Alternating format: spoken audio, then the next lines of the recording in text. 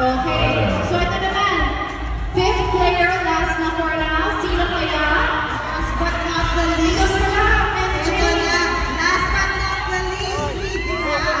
Kilala ko to, wala. Hindi na kinatatanong. Hi, Melissa. Melissa going in the house. Yes. She's a very good volleyball player. Hello, I'm Melissa. You greeted me last year, birthday. You met my husband in Bill. Ayan na. Hey, Rob. Terno pa sila. oh. 기억나는 것 같아요. Parang I remember.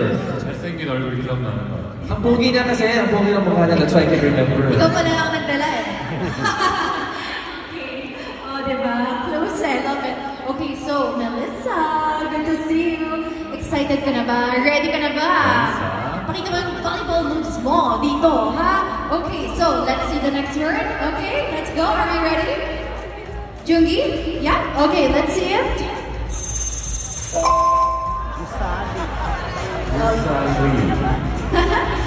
Kaya mo yan. Okay, sige. Kaya mo yan. Okay, let's Alright, go. let's go. Let's bring in the timer. Timer starts now.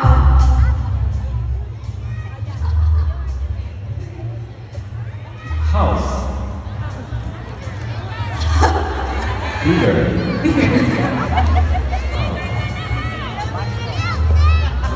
흥가프라자. 흥가프라자.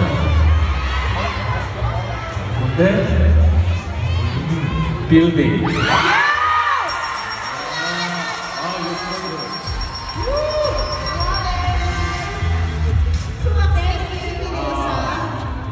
Thank you so much. O diba? Congratulations. Napakagaling. Thank you, MJ. O diba? Ano? Diyan ka na lang. Hi. Anything else to say? Kiss na lang. Thank you so much for greeting me last October. I Thank you, cried. She cried daw. Umiyak siya. 감사합니다. Oh, okay. So yes, Gusavi means Thank you. building in English, diba? Yung Gunga Plaza, diba? Was the name of the building located in Seoul na Vincenzo tried to save to protect the tenants who he ended up caring for. Oh, may trivia. May throwback tayo dito. Nag-review ng notes. Okay, so final count. Ilan ang points ni Song Joong Ki?